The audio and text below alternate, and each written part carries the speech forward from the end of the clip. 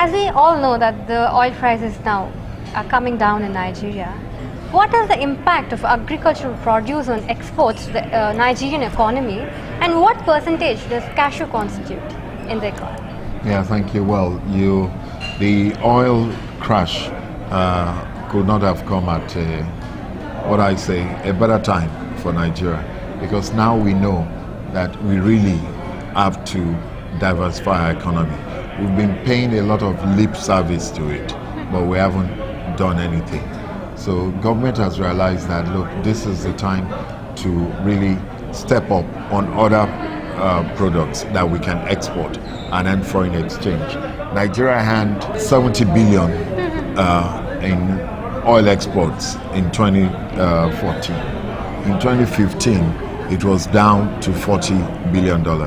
So that's a loss of $30 billion. Right. So you can see the impact of that on the economy, and that's why we are in a recession. Now, what is going to get us out of the recession? The most important thing is to look at the supply of foreign exchange, meaning that we have to supply other things to hand foreign exchange. And that's what the government is really focused on this time, not lip service, but full diversification of the Nigerian economy. We have the Nigerian Industrial Revolution Plan, which calls to fully industrialize Nigeria, because no nation has ever survived by just selling raw materials. Right. And that is the problem with us. So we have to industrialize. We really have to industrialize our economy, and so we can take advantage of all the products we have. Under the Nigerian Industrial Revolution Plan, we have identified 13 strategic products which Nigeria should embark upon in order to replace oil. Right. And cashew is one of them. And for cashew, I'm so pleased that our projection since 2014 has been steady and increasing. Yeah, we did 130,000 tons in 2014, and this year, 2016, we're doing 175,000 metric tons. So that's an increase, and we're earning more foreign exchange.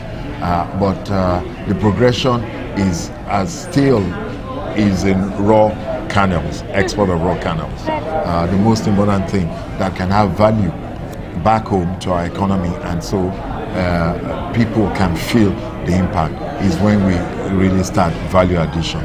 And I'm talking about processing. Right. And that is what we're here really at the Third Cashew Convention for, to meet with processors. We're talking to the ETGs, the many companies, and that is the whole idea behind it.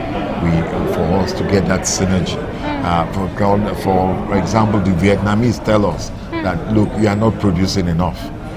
Yeah, you produce 130,000 metric tons in 2014, we bought 120. You've stepped up in 2015, you did 160, we bought 150. So there is meaning that there is room for the strategy we have, which is a two-leg strategy. First, for us to earn foreign exchange, we continue producing and exporting raw kernel, but also for value addition, we now get into processing. Right. And the third step also to introduce cashew as a national staple to Nigerians, for them to know the value of cashew. Right. On any table in Nigeria, when you go to any office, what you will find there are groundnuts. Yeah, you always see a bottle of groundnuts on every table. Right. Nigerians love groundnuts. Right. Yeah, so we have to get that local appetite also for cashew. So we can also create a domestic market. Just do it the same way Vietnam and India are doing. You have a very strong domestic market. You also have the export market that you're driving. So the two ways you cannot fail. And that's the goal, and that's what we hope to achieve. So would you please tell me what is this Export Expansion Grant Program is all about, and how is it affecting the people? Okay, yes. The Export Expansion Grant, called the EEG, was introduced as an incentive to help drive exports from Nigeria. Right. And true to form, from the inception, to 2005 to 2013, so far you had an increase. It drove non-oil exports from $600 million to almost $3 billion. Wow. So it worked. It achieved that. But then it was fraught with all kinds of challenges. I will use the word challenges. And government had to suspend it because one, it was getting unsustainable for government to handle that amount of influence. And we felt getting there and seeing it, we felt the thresholds were much too high. So we have reworked it now. We are working on we're launching it this February, this month, the new EEG to help.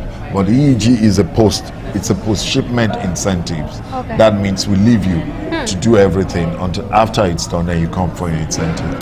But the other one we had that we are concentrating more on is the Export Development Fund, which is a pre-shipment incentives.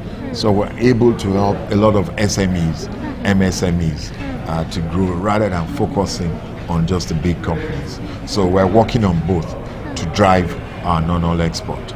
And we're announcing a new national economic recovery plan that is to get us out of the recession, and the EEG is part of that. And would you please tell me various initiatives which NEPC has taken to improve the cashew sectors?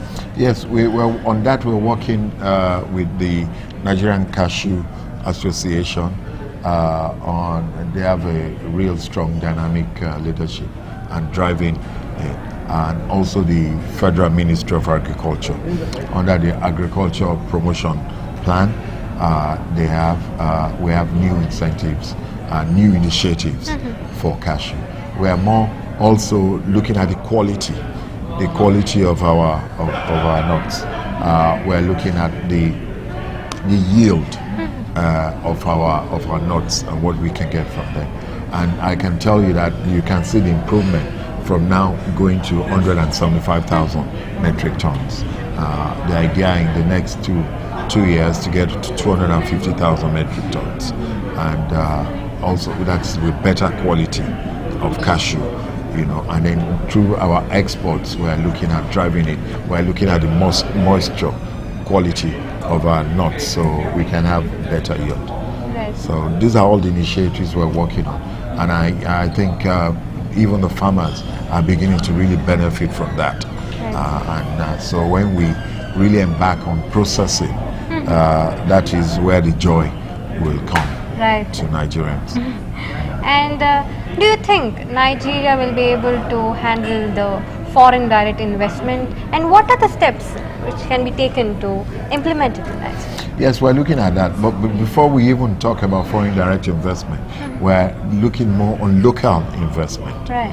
Yeah, we have a lot of Nigerians, lots of money, and they're looking on where to invest in it. And we're pointing it out, the cashew is good for you.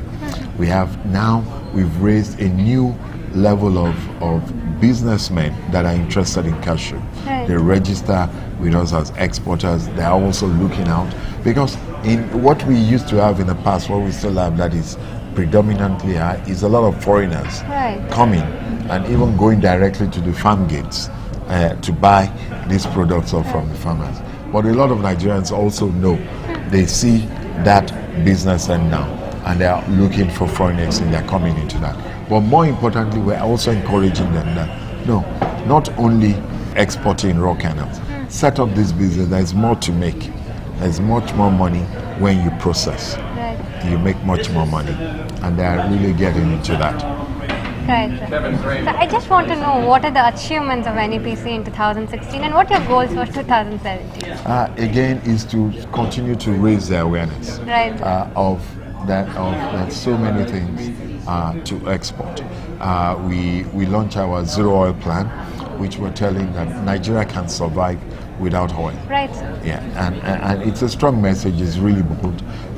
We identified 11 sectors, the category A sectors, and another 12 category B sectors, which we say if we follow this is what Nigeria tends to make. Now, for instance, I'll give you a quick example. in category A, we have petrochemicals and methanol. Petrochemical business is trading internationally, globally every year. It's $150 billion. Yet Nigeria has a petrol economy. We are not there. We're still importing. Right. So what we're encouraging now, you need to build more refineries. You need to build small modular refineries.